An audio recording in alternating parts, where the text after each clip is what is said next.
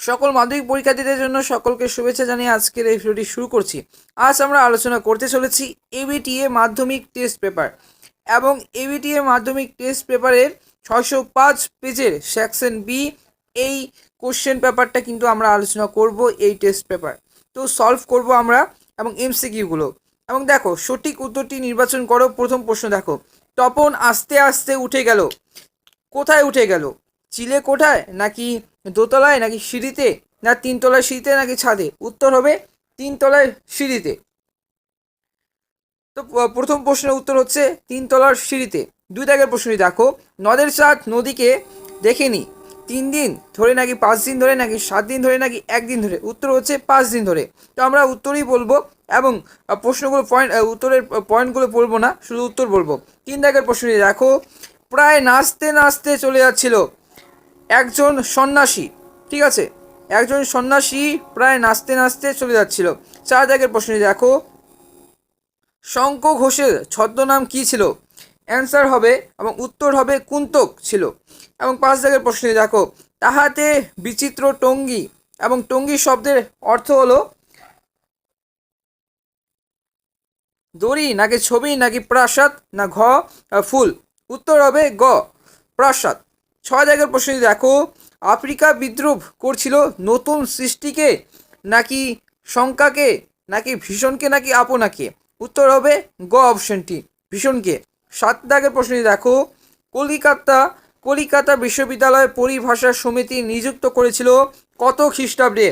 উত্তর হচ্ছে গ অপশনটি, খ অপশনটি, 1936 খ্রিস্টাব্দে।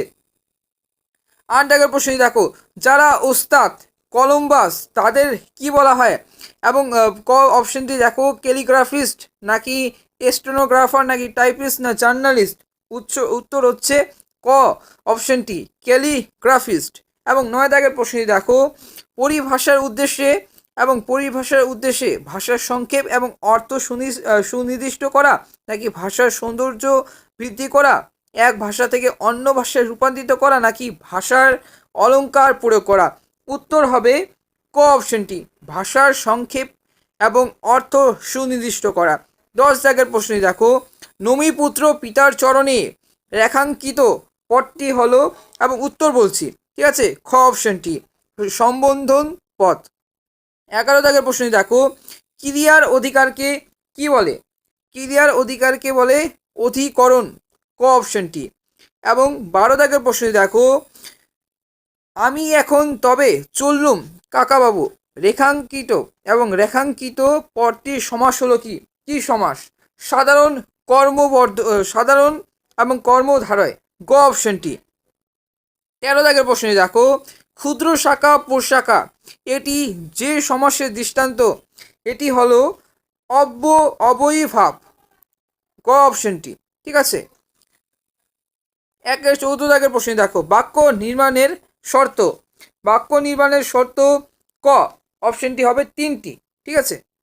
তো বাক্য নির্মাণের শর্ত হলো 3টি, ক অপশনটি। 15 দাগের প্রশ্ন দেখো, দীর্ঘজীবী হও অর্থগত দিক থেকে বাক্যটি হলো প্রার্থনা সূচক, খ দাগের অপশনটি। 16 দাগের প্রশ্ন দেখো, সানাই বাজে এটি যে বাচ্যর দৃষ্টান্ত তা হলো কর্মকৃত বাচ্য। 17 দাগের প্রশ্নটি দেখো, হ ধাতু জাত ক্রিয়া বসে কোন বাচ্চে? এবং উত্তর হচ্ছে ভাব বাচ্চে।